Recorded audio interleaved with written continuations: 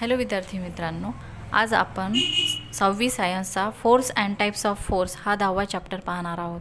सगळ्यात पहिले यांनी दिलेलं आहे बघा, ऑब्झर्व अँड डिस्कस, निरीक्षण करा आणि चर्चा करा. हे चित्र दिले, त्याच्यावर आपल्याला त्याचं निरीक्षण करायचं आहे आणि त्याच्यावर थोडीशी चर्चा करायची. क्वेश्चन पहिला आहे, will a boat move ahead unless pushed with the help of an oar. Boat म्हणजे नाव, सगळ्यांनाच माहिती आहे. तर नावला काय वल्ल्याच्या सहाय्याने काय करावं लागतं, पाणी मागे ढकलावं लागतं, त्याच्याशिवाय ती नाव पुढे जात नाही. तर त्यांनी विचारलं की ते नाव त्याला वल्ल्याच्या सहाय्याने आपण रेटा न देता ती नाव पुढे जाईल का? तर नाही, आपल्याला त्या नावला ओव्हरची गरज असते आणि त्याच्याशिवाय ती पुढे जाणार नाही. म्हणजे आपल्याला फोर्स लावावा लागतो. Number 2, who exerts force to move a bullock cart forward. म्हणजे बैलगाडी पुढे जाण्यासाठी जोर कोण लावत असतं बरं? तर बैलगाडी जर पुढे जाण्यासाठी आपल्याला कोणाची गरज असते? त्या बैलांची. त्यांचा फोर्स, त्यांचा मस्क्युलर फोर्सची आवश्यकता असते, त्याच्याशिवाय ती बैलगाडी पुढे जाणार नाही. Number 3, what makes the ball move during a game of football? How does its direction change? Football खेळत असताना चेंडू कशामुळे गतिमान होत असतो आणि त्याची दिशा कशी बदलते बरं? जर फुटबॉल खेळताना काय करत असतात? फुटबॉल खेळताना आपण काय करतो, या चित्रामध्ये दाखवलं बघा, पायाने त्याला किक मारावी लागते, त्याच्यानंतरच म्हणजे फोर्स लावल्याशिवाय ते बॉल पुढे जाणार नाही. Number 4, will the wheel go forward if it is not pushed with a stick? काठीने न ढकलता चाक पुढे जाईल का? नाही. तर काठीने आपल्याला जेव्हा चाक पुढे ढकलायचं असतं तेव्हा फोर्स लावावा लागतो आणि काठीने आपण जेव्हा त्या चाकाला ढकलतो तेव्हाच ते चाक पुढे जाईल. आता पुढे दिले बघा, when we kick the football coming in our direction towards the goal we apply force. आता जेव्हा ते फुटबॉल खेळताना काय करत असतो आपण, आपल्या दिशेने येणारा जो फुटबॉल आहे त्याच्या गोलाच्या दिशेने ढकलण्यासाठी त्याला आपण पायाने त्याला ढकलतो किंवा मारतो, तेव्हा त्याच्यावर फोर्स लावला जातो. In day to day life we do many actions such as lifting, pulling, riding a bicycle and stopping it at times, pushing a load, squeezing or bending something and driving vehicles. म्हणजे आपण रोजच्या जीवनामध्ये अशा अनेक गोष्टी करत असतो, ते म्हणजे फोर्स लावल्याशिवाय त्या गोष्टी होत नाहीत.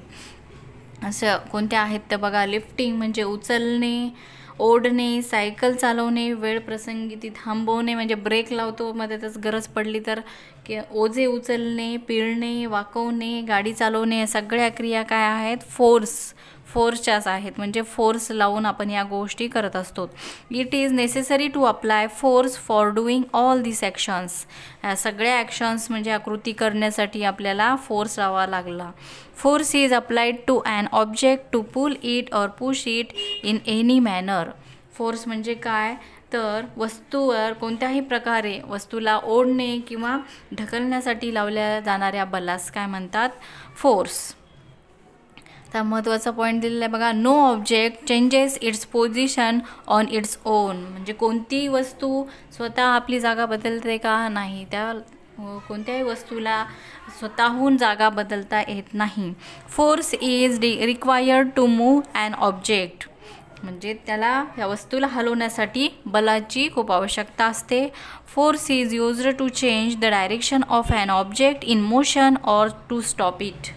म्हणजे गतिमान वस्तूची दिशा बदलायची असेल आपल्याला तर तिला फोर्स लावा लागतो, त्याच्यानंतर तिला थांबवायचं असेल तर फोर्स लावा लागतो. म्हणजे जसं आपण सायकल चालवतो तेव्हा तिला ब्रेक लावा लागतं जेव्हा आपल्याला थांबायचं असेल.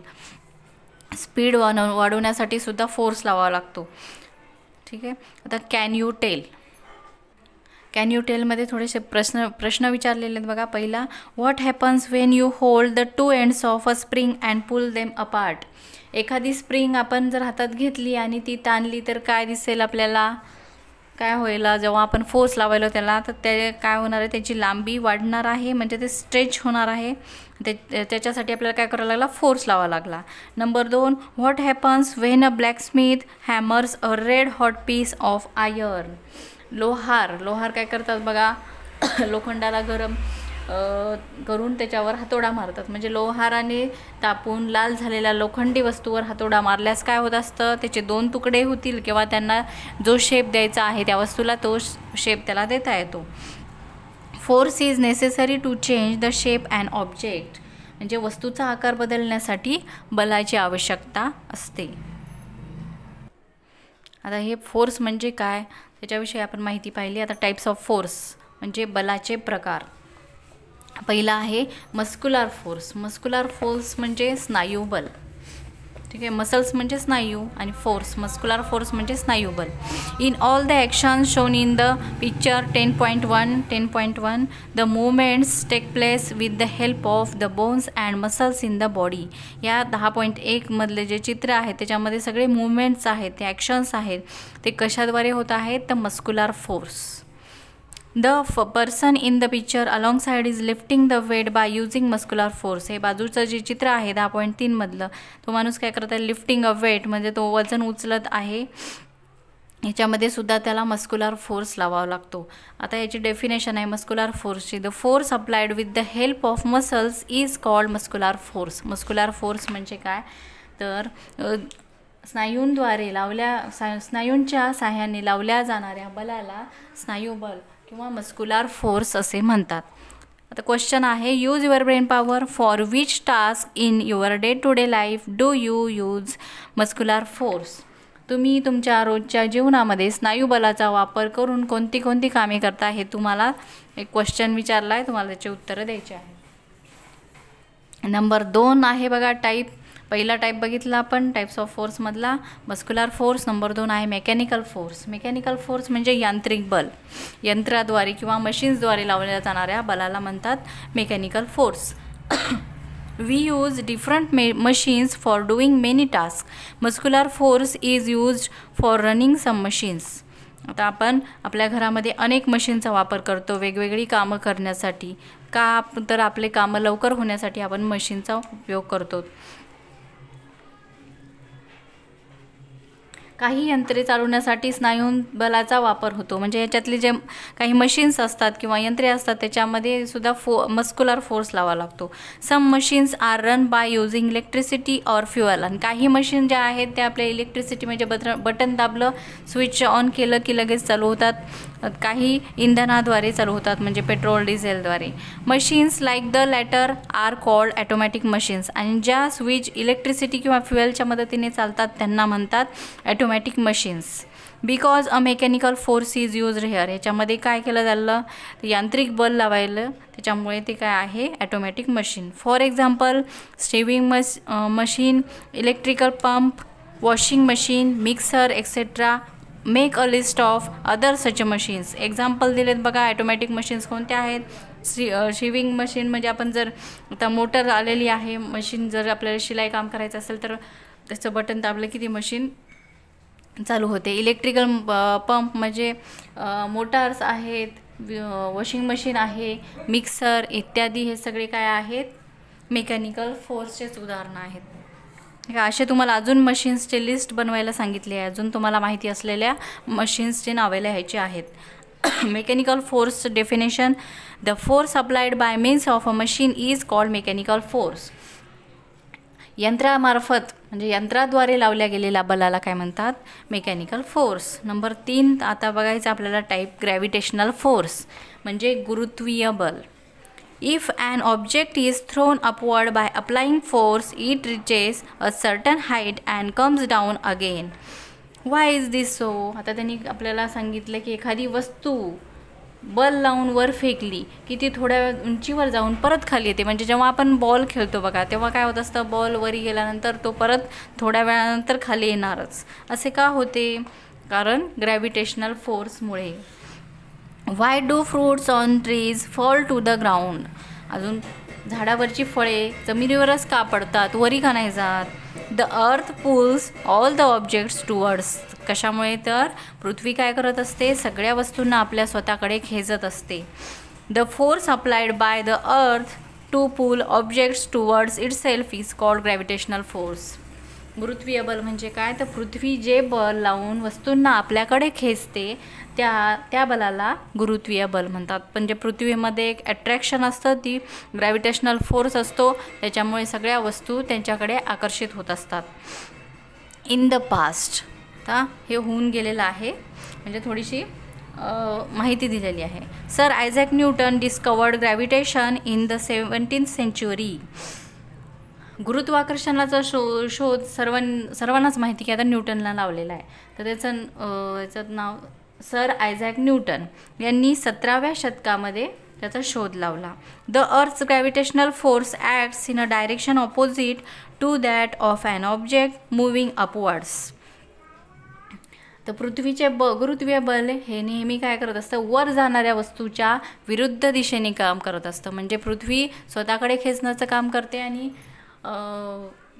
गुरुत्वीय बल जे आहे ते काय करते, म्हणजे वस्तू ती वरी चालली, फोर्स लावल्यानंतर ती वस्तू आपण फोर्सने जोरात वरी फेकली आहे, मग ते ग्रॅव्हिटेशनल फोर्स काय करणार, त्याला आपल्याकडे खेचण्याचा प्रयत्न करणार. Hence, the speed of that object goes on decreasing till in the end it becomes 0. आणि मग ते ऑपोजिट दिशेने काम करत असतं ग्रॅव्हिटेशनल फोर्स त्या वस्तूच्या गतीच्या, आणि त्याच्यामुळे त्याची स्पीड, जेव्हा त्याची स्पीड कमी होते मग ती वस्तू हळूहळू खाली यायला सुरुवात होते. जेव्हा त्याची स्पीड 0 झाली तेव्हा then the object starts falling down instead of going up any further. मग काय झालं, त्याची स्पीड कमी झाल्यानंतर ती वस्तू वरी न जाता खाली पडायला लागते. While falling its speed goes on increasing all the time due to gravitational force. आणि खाली पडताना तिच्या गतीत गुरुत्वीय बलामुळे सतत वाढत असते. म्हणजे एकदम फास्ट येते बघा, जेव्हा बॉल वरून खाली येताना खूप फास्ट येत असतो, म्हणजे त्याच्यावर गुरुत्वीय बल सतत वाढत असते, म्हणून तो फास्टमध्ये बॉल खाली येणार. आता लेट्स ट्राय दिस. पुढचा पॉईंट आहे, करून पाहायला सांगितलं आहे. Take a small stone and a bucket full of water. आपल्याला एक छोटासा दगड घ्यायचा आहे आणि बादली भरून पाणी घ्यायचं आहे. Drop the stone into the water from a height of about 20 centimetre. ते बादलीमध्ये पाणी घेतलं आहे, त्याच्यात आपल्याला 20 सेंटीमीटर एवढ्या उंचीवरून तो दगड त्याच्यामध्ये टाकायचा आहे. You will here the sound of the stone dropping in the water. You will here the sound of the stone dropping in the water. मग तुम्हाला 20 सेंटीमीटरवरून दगड तो पाण्यामध्ये टाकला आहे तेव्हा त्याचा आवाज येईल की नाही. तर दगड पाण्यात पडल्याचा आवाज आपल्याला ऐकू येईल, पण कमी येईल, जास्त नाही येणार. Now drop the same stone into the water from a height of about 100 centimetre. You will hear its sound again. आता तुम्हाला सांगितलं की 100 सेंटीमीटर एवढ्या उंचीवरून तो दगड आपल्याला त्या बादलीमध्ये टाकायचा आहे. तर आता त्याची हाईट वाढल्यामुळे काय होईल, त्याचा आवाज आपल्याला परत ऐकायला सांगितला आहे, तर त्याचा आवाज जास्त येणार. What is the difference in the sounds in the two actions above. आता ह्यावरच्या दोन्ही कृतीमध्ये त्यांनी आवाजातील फरक कसा येतो, आवाजातील फरक कसा आहे ते विचारलेलं आहे.